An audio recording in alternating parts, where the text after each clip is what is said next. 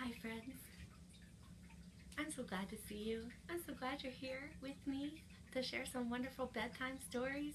I've got 3 great stories to share with you guys. I've been working hard all day, so I've been looking forward to story time tonight, so I hope you guys enjoy. We're going to start with one of my favorite old folk tales. This one's called The Stone Cutter. And this particular edition is written and illustrated by Demi.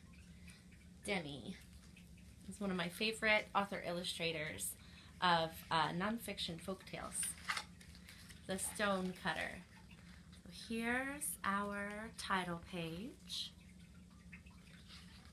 It's the author's name up here, Demi. And down here we have The Stone Cutter. And of course our publisher's down here. A long time ago in China, there lived a stonecutter. One day, a rich man admired the stonecutter's skill and asked him to work in his house.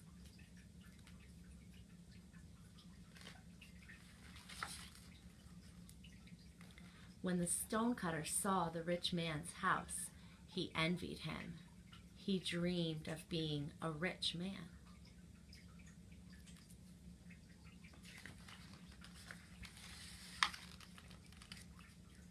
An angel heard the stonecutter's wish and turned him into a rich man.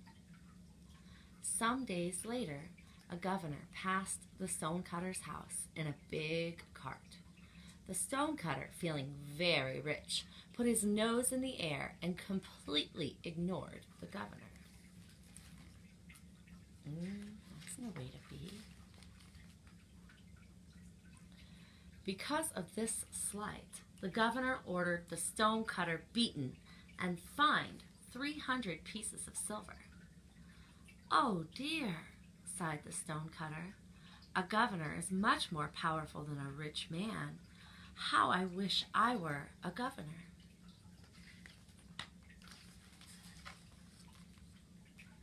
The angel heard his wish and turned him into a governor.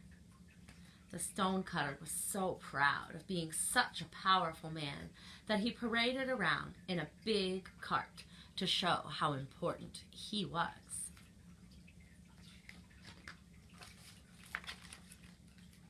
He happened to pass some beautiful white horses. He wanted them for himself. He commanded his men to take them away.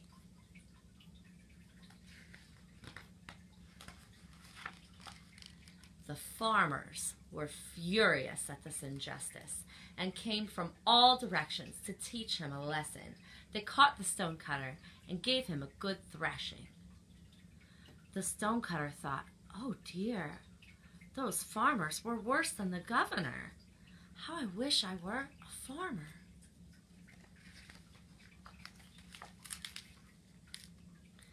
The angel heard his wish and turned him into a farmer.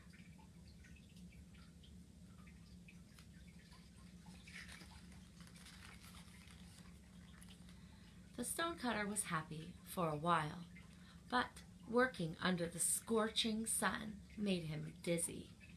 He thought, "The sun is much more powerful than anything on earth. How I wish I were the sun." I think that might backfire on him.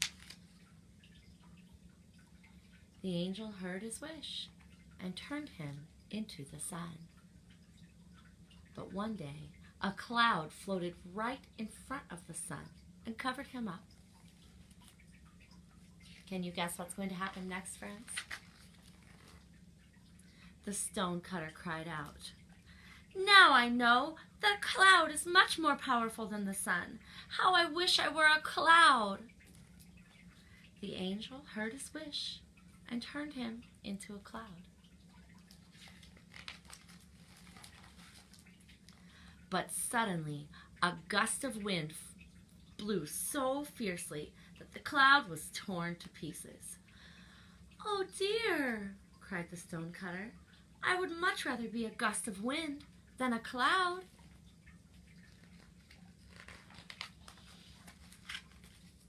The angel heard his wish and turned him into a gust of wind.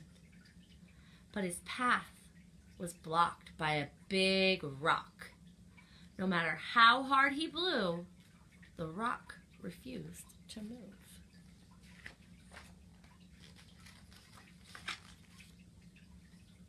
The stonecutter thought, "Oh dear, a rock is stronger than the wind. How I wish I were a rock." The angel heard his wish and turned him into a giant rock. Oh, he should be happy now, shouldn't he? But after some time, stonecutters came and started to cut him up. "Oh dear," cried the stonecutter. "This pain is too much to bear."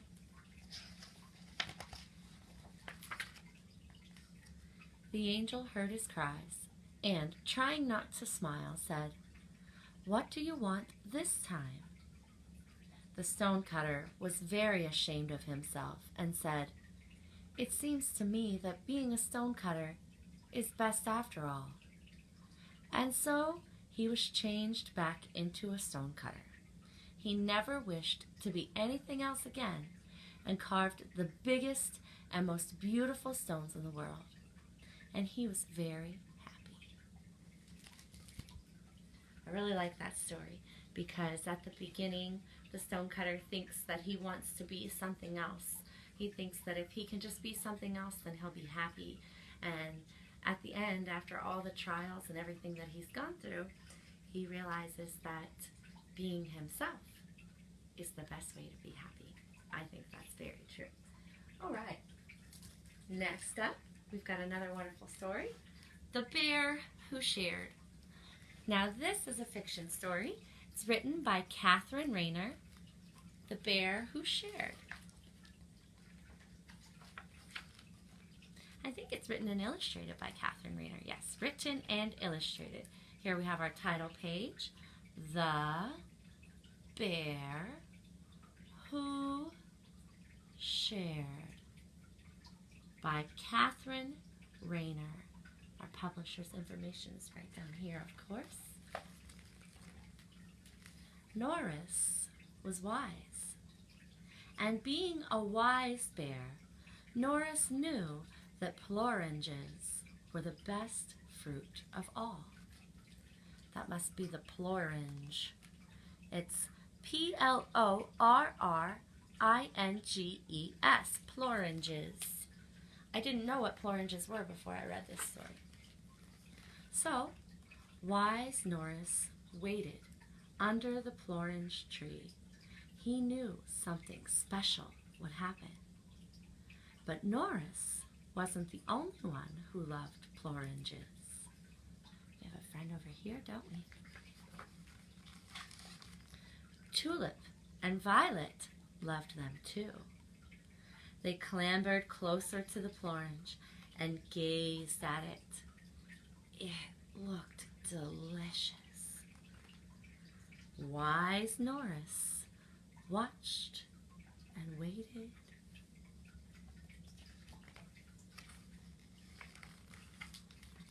Tulip and Violet sniffed the plorange. It smelled of honey and sunny days. And Norris just waited.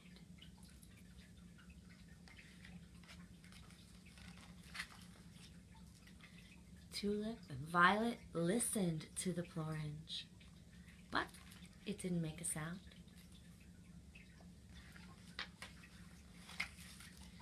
Tulip and Violet hugged the plorange. It felt as soft as cotton candy. And all the while, wise Norris waited.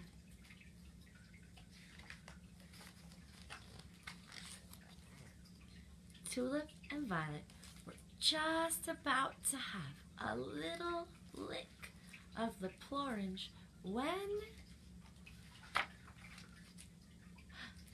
Uh-oh!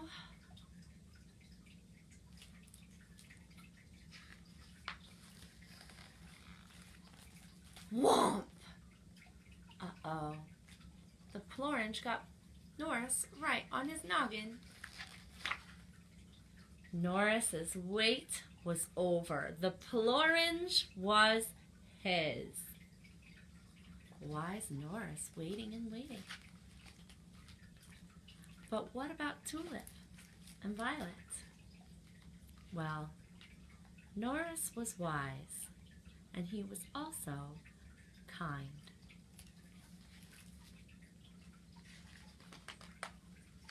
So he shared the delicious, sun-kissed, soft as cotton candy Plorange with Violet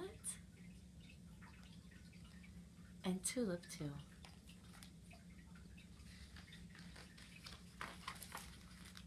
And Norris was right.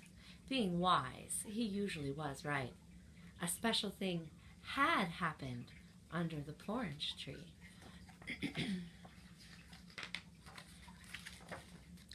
Norris had 2 new friends, and from then on, they shared everything. I love that story. It's so nice to share with your friends. It is hard to be patient and wait, especially when you want something so much and you think that it's time and you're just waiting and waiting and waiting. But it's best to wait. Okay, one more story. The last story of the night. This one is the Hello Goodbye window. And here at the front, we have a medal. This is the Caldecott medal. So Caldecott means great illustrations. The Hello Goodbye window.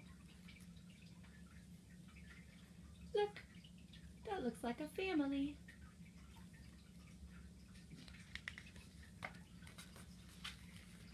Here's the title page. And there's some pictures. That looks like a man and a lady. And that looks like a small child. The Hello Goodbye window is written by Norman Juster and illustrated by Chris Rashka. Oh, I just love this book. Nana and Poppy live in a big house in the middle of town. There's a brick path that goes to the back porch, but before you get there, you pass right by the kitchen window. That's the Hello Goodbye window. It looks like a regular window, but it's not.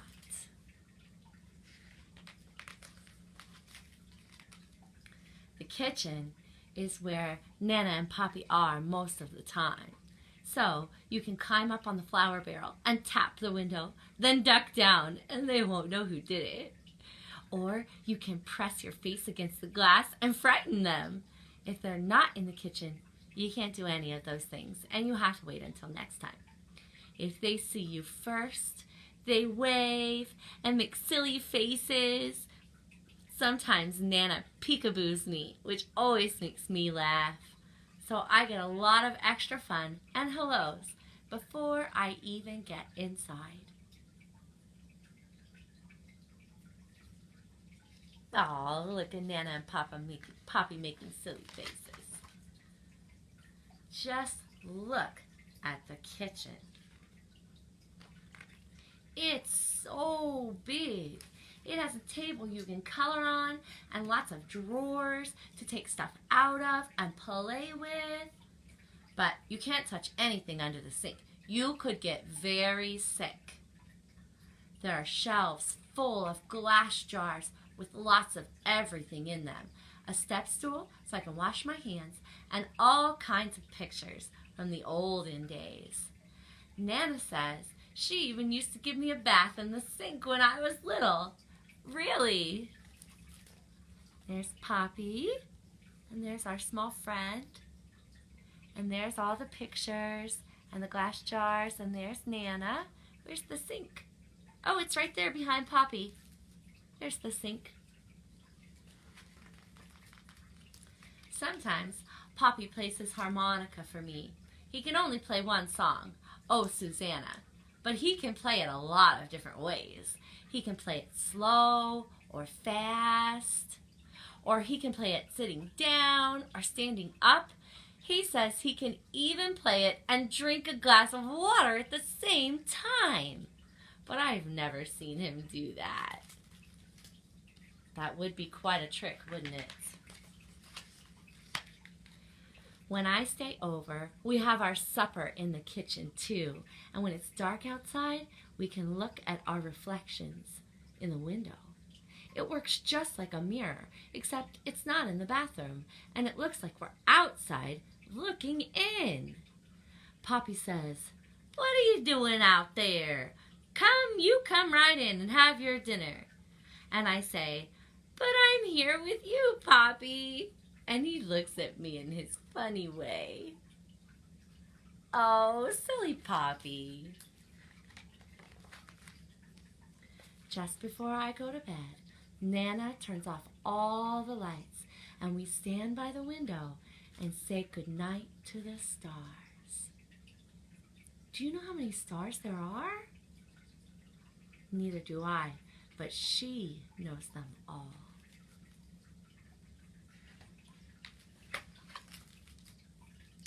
In the morning, the first place we go is back to the kitchen. And there's the window waiting for us.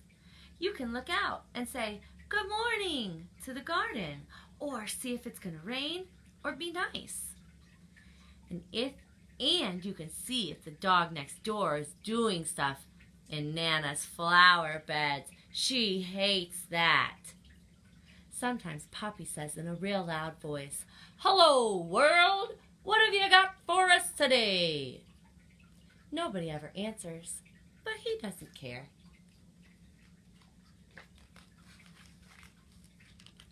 Poppy makes breakfast.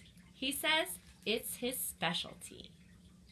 My favorite is oatmeal with bananas and raisins that you can't see because he hides them down inside.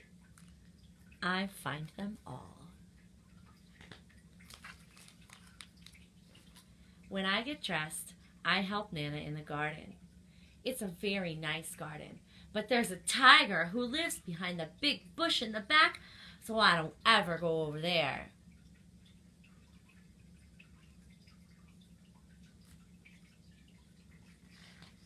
I think it's just a kitty.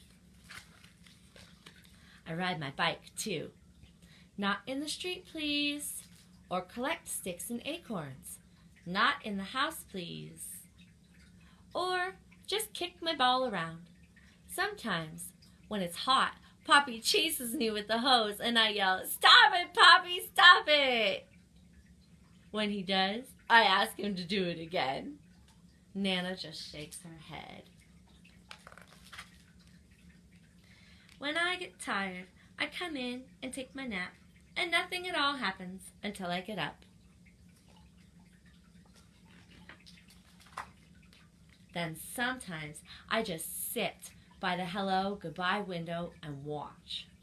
Nana says it's a magic window and anybody can come along when you least expect it. Tyrannosaurus Rex!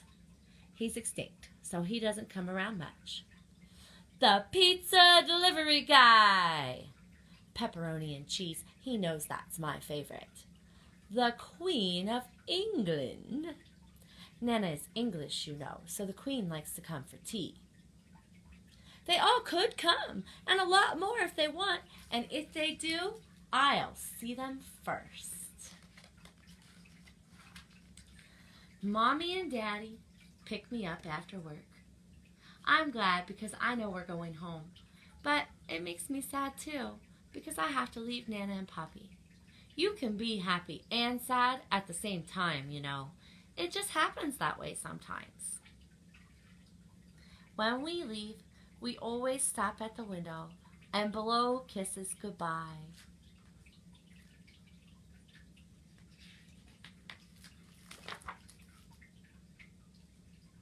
When you look from the outside, Nana and Poppy's house has lots of windows.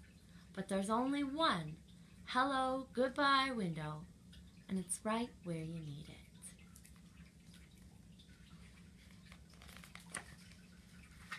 When I get my own house someday, I'm going to have a special hello, goodbye window too. By that time, I might be a Nana myself. I don't know who the Poppy will be, but I hope he can play the harmonica. And that's the end. That's our last story for the night. I hope you guys enjoyed our bedtime stories today. I will be back next Wednesday morning at 10:30 for story time. And I hope you guys have a great weekend.